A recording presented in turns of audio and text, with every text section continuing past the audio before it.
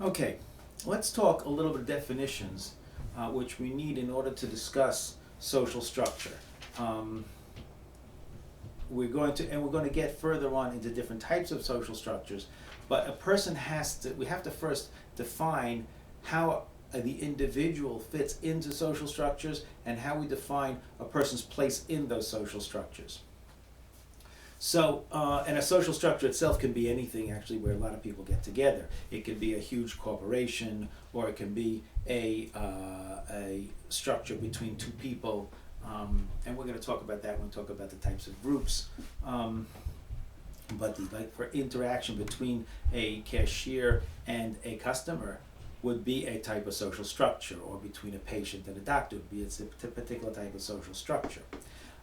And in those social structures, a person has a particular status. In other words, a person has a role, a socially defined position in that group or society, where, according to that position, there are certain expectations, rights, or duties that the person has. So a status is not only higher and lower status.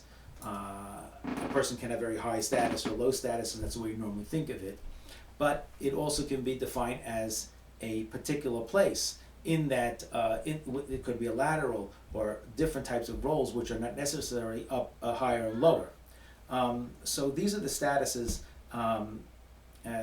That is the type of definition of a person has. Now, a person can have, we'll sort of get this when I talk about the difference between two types of statuses, and what type of status can be either ascribed or achieved. So an ascribed status would be where a person is put in the role because he is born or not done anything. The society puts it on him. So for instance, an ascribed status could be a man or a woman or a cousin. It could be something that he is a particular racial category. In other words, it could be an illness that he's contracted that will define him as a patient, as against, on the other hand, the doctor, it wouldn't be an ascribed status because he worked to achieve it. So in its achieved status, a particular profession, a place within a group, or something like that. So that would be the idea of an achieved status. Okay. Now, it's not so clear cut between the two. There can be gray areas where it's hard to actually differentiate what is ascribed status and what is an achieved status. Or even you can actually work on changing what would be normally an ascribed status to achieved status. In 1959, there was a journalist who took some medicine in order to go through the South as an African American. Wrote a book called Black Like Me. So he did something in order to gain a status which was normally an ascribed status, and he made it into an achieved status. Okay, so that's the idea of a status itself, and you can think for yourself what sort of status would be a good thing for you to good exercise for you to do for yourself. Write down the different type of statuses one might have, and if it's either an ascribed status or an achieved status. Now, amongst these things, between people, right, depending upon, we said that there are different expectations, rights, and duties according to the status, and there would be a process which people act towards each other, respond to other people, right? And these processes which people do that, we call those social interactions, which is a foundation for all relationships and groups in society. And these are determined and modified by the particular social structure. Both the status and the interactions are defined by the social structure, which in itself is a stable pattern of social relationships that exist within the group or society. So we've talked about three different definitions: a status amongst the described status and a achieved status. We talked about social interaction, and we talked about social structure. Just want to mention, though, that amongst all these things, for a particular individual, one might have a particular status which colors all the other. Everything else is colored and modified by that particular status, one particular thing which defines that person. And that would be called a master status. So for instance, if a person is a prisoner, that will define everything he does. If a person is whatever it's going to do that's going to make him, for instance, if a person is a mental patient that is obvious enough that he's going to be seen as one, regardless of where he is, that becomes a master status. And of course, within these statuses, we have status symbols. I mean, obviously, if somebody's going to be wearing a $5,000 watch, he's doing it only to demonstrate his status, because after all, a $5,000 watch, if you just want to get to your appointment on time, you don't need no $5,000 watch. But it's not only to be on a high social status. There are low social statuses, or, for instance, particular clothing in a gang would show status within the gang. Any sort of status symbols, any sort of material object, accoutrement that informs other people of that person's status. Okay, so there are many of those things which one needs to, one has to look at. Now, a status might determine certain sort of behaviors, but the picture of the whole behaviors are actually what we call the role. In other words, a person has to play out a role. We'll talk about this later, about playing out a role. But the role, the word role in sociology, means it's a set of behavioral expectations associated with a given status. So a person who's a doctor will be expected to check out a patient's physical state and discuss his findings and write out a prescription. That's his role. And there is an expectation by the society or by the group for a person in that role to act in a certain way. Whatever the behaviors the people they are expecting, that's called the role expectation. It's a definition of that role which is to be played. Now, it's possible that the person will act in a certain way in accordance to that role expectation, and it's possibly won't. Whatever he does, that's his role performance. Is he doing good performance or bad performance, right? So however he's actually acting within that role is his role performance. Now, as we said, the person can have multiple statuses, which means he could have multiple roles to play.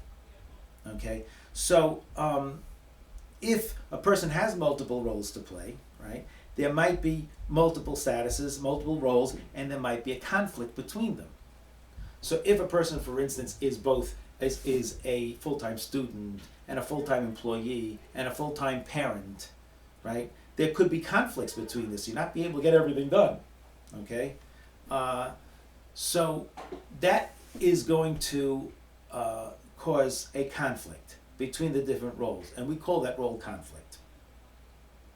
On the other hand, there might be one particular status that will make incompatible demands on a particular person from one status, okay, and that will be called role strain, okay.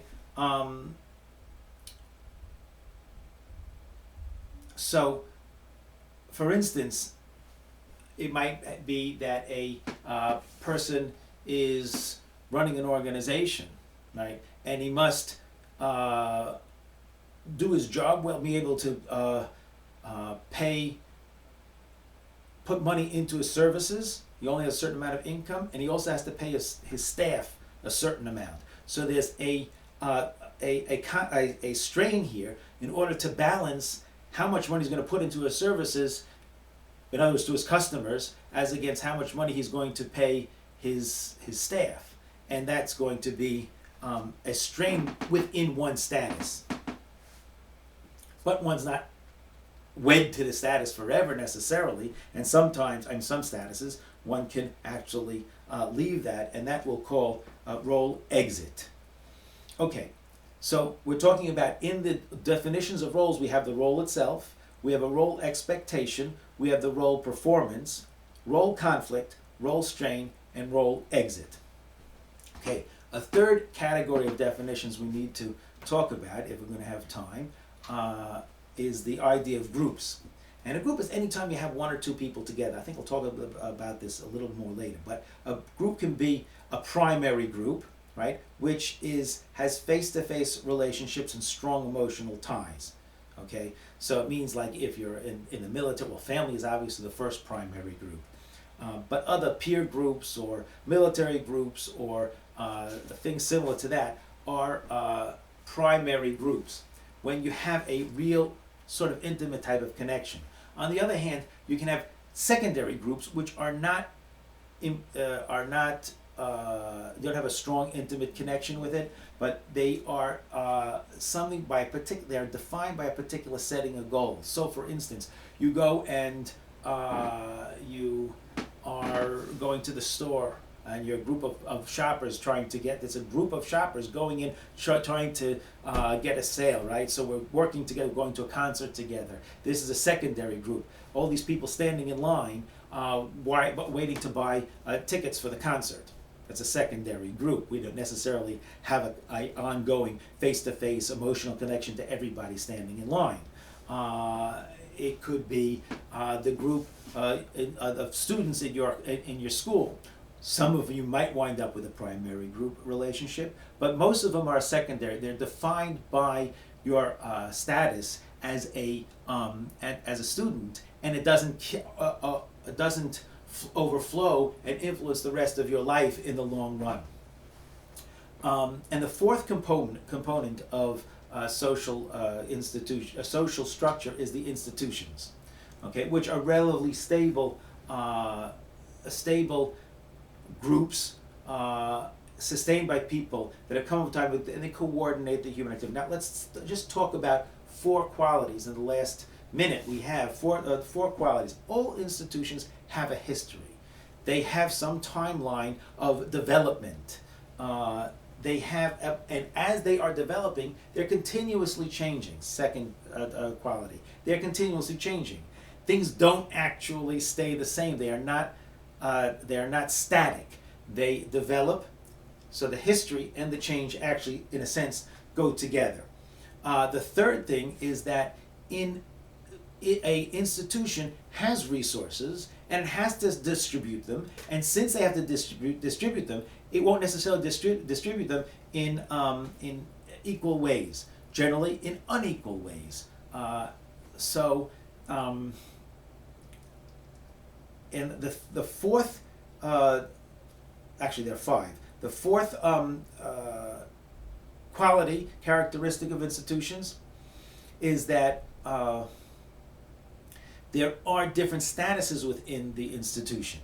Okay, so within the institution there are privileged statuses, right, and there are people who have less privileged statuses, disadvantaged statuses. So there are going to be people of professors from Ivy League college, or professors from state universities, professors from four-year propriety colleges, professors from two-year community colleges, professors from two-year propriety colleges, and there are different statuses within that. And that will change. That will affect the amount of benefits and autonomy a person has according to prestige. And the fifth one, before we finish, is the institutes promote some sort of ideology, a thought pattern, a system which will justify and legitimize their existence. And that's something which helps them to go on and continue and exist and grow and change and allocate these statuses.